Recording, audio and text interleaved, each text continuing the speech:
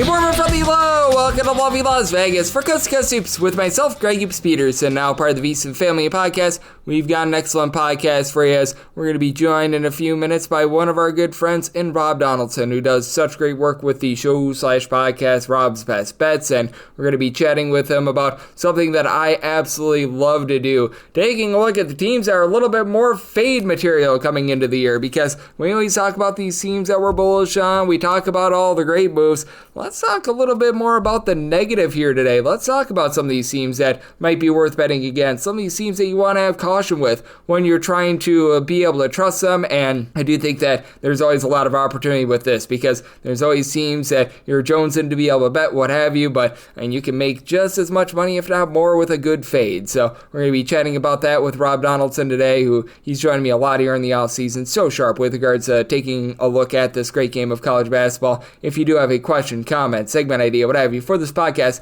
you do have one or two ways to be able to fire those in. First one is my Twitter/X timeline at gunit_81. Keep in mind, letters CM, they mean does not matter, so as per usual, please do send these into the timeline. And the other way is find an Apple Podcast review. If you rate this podcast 5 stars, it is very much appreciated. And then from there, you're able to fire in whatever you'd like to hear on this podcast via that 5-star review. While I did not get in any Twitter/X questions today, everything is powered by Edge Boost. Edge Boost is making sure that bettors are able to have access to their funds whenever and wherever they want. Edge Boost is making sure that 100% of gambling transactions do get approved. And when you go to edgeboost.bet, put in the promo code of Greg, G-R-E-G. That'll get you a dollar for dollar match on your first deposit up to $25. Now let's chat with the man, the myth, the legend, Rob Donaldson, who does such an incredible job looking at this great game. You're able to follow him on the old Twitter/X at RobDFB, and check out his videos over at youtube.com/Rob Donaldson. And Rob, always great to get you aboard. Thank you. Yeah, thank you for having me on, Greg. And I say it every single time, and I know it might get annoying to some people who listen to every single episode that I'm a part of, but we are getting closer and closer to college basketball season, and man, I'm just so appreciative that you keep inviting me on. We get to talk about these things as they creep closer and closer, and yeah, man, I'm excited to talk about it today. Oh, absolutely. And we always talk about teams that we like what they did in the offseason. We like to talk about these teams where it's like, oh, they're in for a good year and everything like that. How about if we reverse course a little bit, though, and talk about some of the fades? And what is one of the biggest things that you look at for a team that you're not bullish on for the upcoming season, and something that is a little bit of a red flag for you for the upcoming college basketball season? Yeah, what a fun topic to discuss. And honestly, when I'm talking about, teams that I'm looking to fade, it's not necessarily, in terms of just definitive wins or losses. It might be like just in terms of inflated spreads in the early going, or just inflated spreads as we even go through the start of the season all the way deep into the season. UConn last year was a team that I really keyed in on, and this year, I'm going to pick another champion that we just saw fly off the board in Florida. We talked about it in past podcasts, but I do like betting against that sort of anointed champion, the best team in the country, when they do have some roster turnover. I think that's one of the big red flags to see how they kind of turn over the roster and place the pieces that left. And for a team like Florida, I like the pieces, but I think they're changing styles almost to their detriment at this point. Yep, it is interesting to dive in on them, because with Florida, they did just win the national title, but I do think that it's interesting with this year that we really don't have any Cinderellas to fade from the NCAA tournament, because it was all one seeds who were able to make the Final Four. And how do you take a look at that dynamic for the upcoming season? Is it a case where the one seeds like Auburn, Florida, they have a little bit less value for this season, much like we would see with the Cinderella? Or is it just a little bit more of a wash because we just didn't have those big runs this year with no Cinderellas?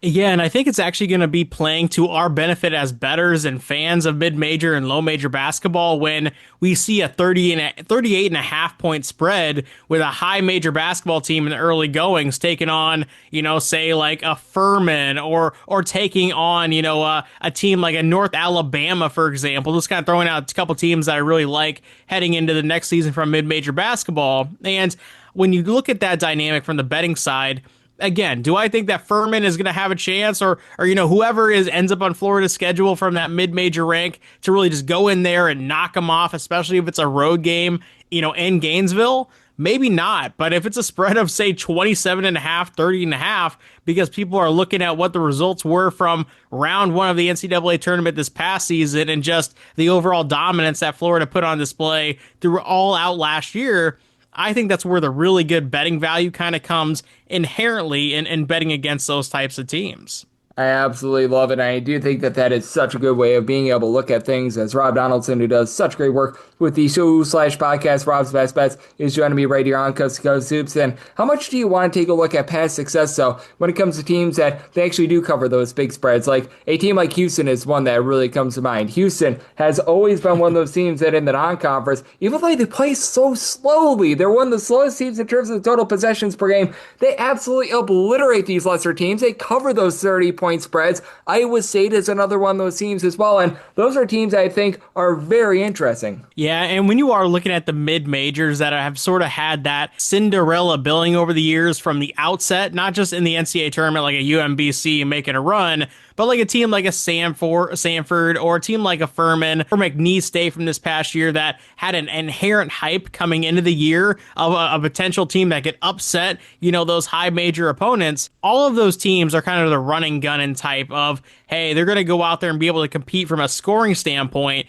But when you play a team like Purdue, when you play a team like Houston, heck, if you play a team like a Michigan State, for example, or Texas Tech even in years past, well, then you have that kind of physicality, that defensive style that can almost mitigate those upstart trendy picks as that underdog flash. I think that's where you want to key in on and say, hey, that style is very hard to disrupt, and I don't think that I can see, a running gun or mid-major go into Houston and actually truly compete with them in a very tight scenario. And I love that you bring that up. How do you take a look at so many of those balance of styles? Like, for example, let's pick out a good one. Like back in the day, Houston Christian was always one of the fastest teams in all of college basketball. Obviously, with coaching changes past off season, that changed quite a bit, and they were a very good under team this year. But how do you take a look at a team like Houston that is super duper slow going against a really, really fast team like in Alabama, for example? Because I always think that it's easier to slow a game down than it is to speed one up. Especially when you're talking about the talent accumulation on these rosters, right? Because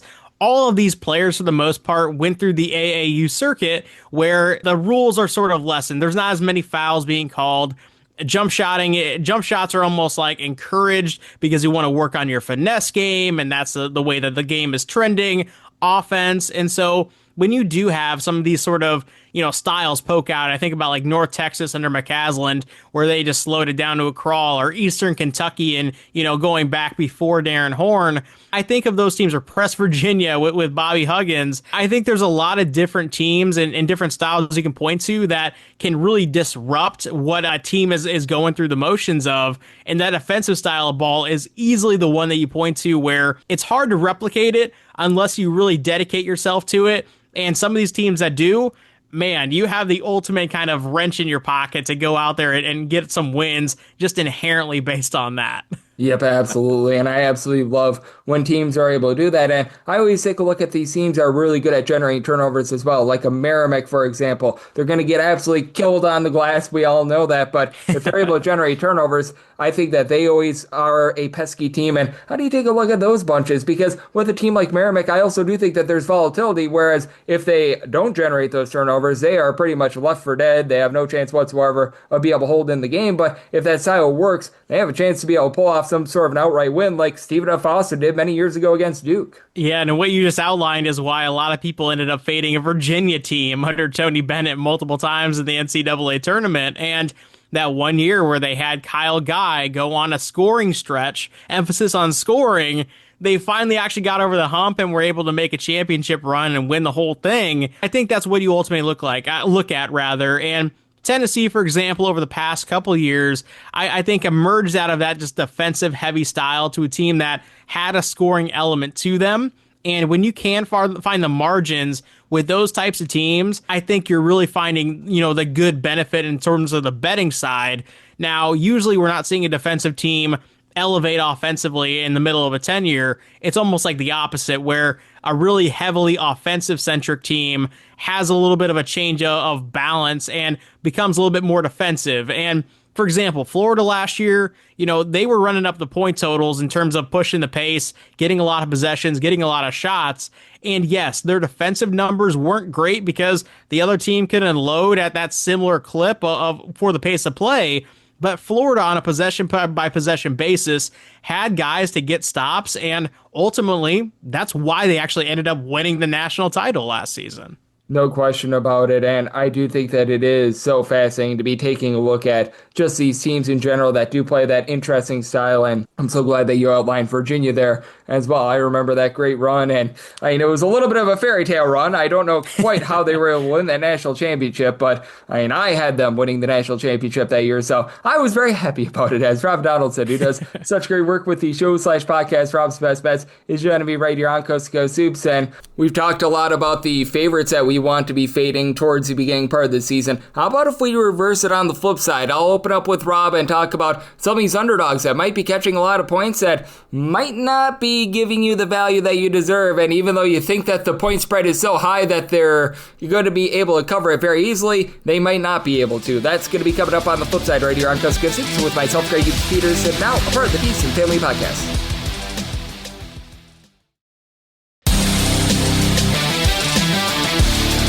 And we're back here in lovely Las Vegas for Coast to Coast Hoops with myself, Greg Peters, and now part of the VSiN Family Podcast. It is always a pleasure to be joined by Rob Donaldson, who does such amazing work over at the Rob's Best Bet Show over on youtube.com/Rob Donaldson. You're able to follow him on the old Twitter/X at RobDFB. And Rob, we talked about a lot of the more favorite teams that we want to be fading. How about if we take a look at the flip side, though, and take a look at some of these underdogs that we might want to fade? When it comes to these mid-majors, like I know that you were talking about taking the points with a lot of these teams, who are some of the mid-majors that you don't want to take a lot of the points with? Because I always think that there are some mid-majors where they're big underdogs, they can be plucky, and they can provide a little bit of bang for your buck, but sometimes these teams are just very, very dead, and you think, oh, there's no way that they're going to get blown out by this many points, and they actually do.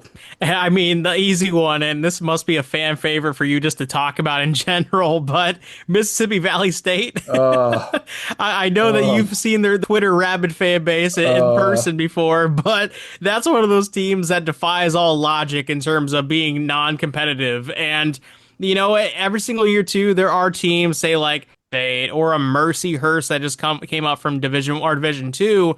And this year we have a New Haven squad that we'll kind of see how they fare in the early goings. But it's always an interesting spot when you're talking about those new teams or relatively new teams to Division 1 basketball, because it can be like a Merrimack or a Bellarmine where it all just looks like it's going perfect, but also there's that disaster end of the scale, and tends to end up actually going the disaster end rather than the fairy tale great opening to the Division 1 hoops.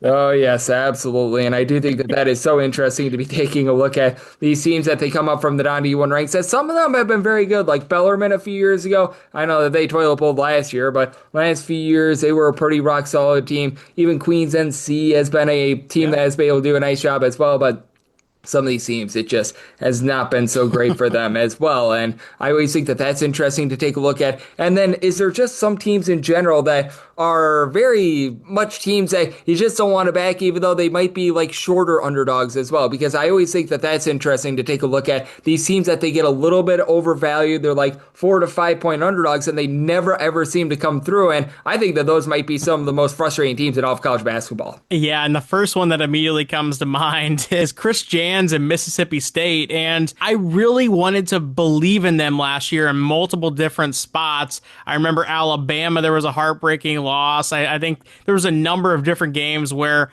I jumped in the basket with Mississippi State at home, in particular with a short line as a 2.5, 3.5 point underdog. They just didn't get off the bus in multiple different outings. And it's very frustrating when you're backing that style because Mississippi State is one of those teams that kind of lives on the defensive side of the ball and has those glimmers of offensive greatness. And I don't know if it's just the kind of the middle of the season teams start to figure it out, but there are certain teams like that. And Chris Jans, I think, is a good coach, but there are certain programs that I really need to see them get over the hump to really believe in it. Obviously, Kyle Neptune at Villanova was one of those coaches over the past few years that I just couldn't find myself willing to back because of those kind of desperation failures at the end of games. And that's kind of where it leaves it. And I need to see it to actually end up putting my hard-earned money on those teams. Yeah, I'm right there with you. And with Mississippi State last year, they just weren't the same team defensively as they typically are. So that was a little bit of a frustration, and that was certainly a little bit of a lull and a low point for them as well. And I always think that that's interesting to dive in on. And then there are just some teams that they don't perform at home. Like I remember before Todd Golden got to Florida, like he always tried to take the points with the home underdog at home that is or you lay the points at home with the home underdog the home team that is unranked but favored against the road team that is ranked but they're the underdog. Like Florida for the longest time was the one time that would never cash as that home favorite that was unranked. I don't know if you ever dive in on that, but that's always an interesting sort of element because I do like backing those unranked home teams that are favorites, but there's always like one or two where they seem to just not fit the mold and they seem to not fit the trend. Yeah, and for a long time, St. John's was that kind of team as well because they had the split between Madison Square Garden and their actual on-campus site gym, and they never could really figure out how to get the fans involved, so they were bouncing back and forth. Then Madison Square Garden would get taken over by UConn, and it was just this whole thing of like, okay, well, I can never trust St. John's as a home court environment because, yeah, it's factoring into the line. It's short for a reason because of the home court advantage in quotations, but it never truly felt like it. And I also kind of feel like that when we're talking about, like these more so, I guess, UCLA, USC type of schools that maybe don't have like the current following or the current passion behind the fan base to really invigorate the play on the floor. It almost like feels like, hey, we have the travel on our side, but that's our home court advantage, not the actual element of the in-game adjustments that need to be had. Yep, absolutely. And I think that that's such an interesting element to be taking a look at, as well as Rob. I think that it is a lot of fun to be taking a look at these teams. They're very fadeable, and just who are a few that are coming to mind right now coming into the college basketball season, because I know you were mentioning Florida off the top, but any of these teams that weren't in the Final Four that you take a look at and you're just not feeling great about them coming into the season. Well, this is another team that I think is actually going to have like a good year and potentially be an NCAA tournament team, but in terms of the lines that I think they're going to be carrying out the gate, I don't want any part of it. I want to be on the opposite side. That's how kind of invigorated I feel. But BYU, listen, this is a team that I think is loaded with talent. They had a really good run in the NCAA tournament last season that I think is a good building point for the program.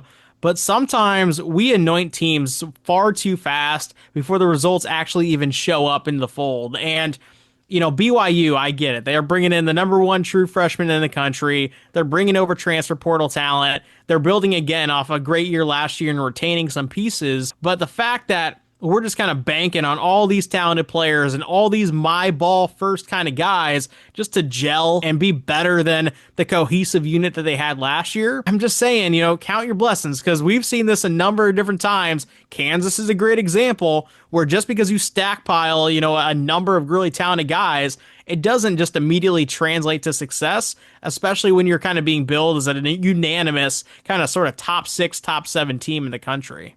Yep, and I think that that is so interesting to take a look at. There are so many of these teams that they bring in these guys and they just don't work out. And I think that you bring up a good example with Kansas, because with Kansas, they don't have as many of those big-time guys that are coming in this year. They're bringing in guys more like Melvin Council, and a lot more people are bearish about them coming into the upcoming college basketball season. Do you actually feel a little bit more bullish that Kansas doesn't have as many splashy guys? They have a guy with the last name Peterson, who's one of the top recruits in all of college basketball, which I always like, so that's a splashy name in my opinion. But I mean, past that, they're not bringing in as many big-time recruits. Might this actually be a good thing for Kansas? Yeah, they're only returning 8.6% of the minutes that they had on the floor last year, and because of the failures of the past two Kansas teams, I don't think if you're a Kansas fan, you're even blinking at that and saying, oh man, let's go get Hunter Dickinson for another 17th season of college basketball. Like, you're just saying, hey, let's move forward, see if Bill Self can even make it through the season, because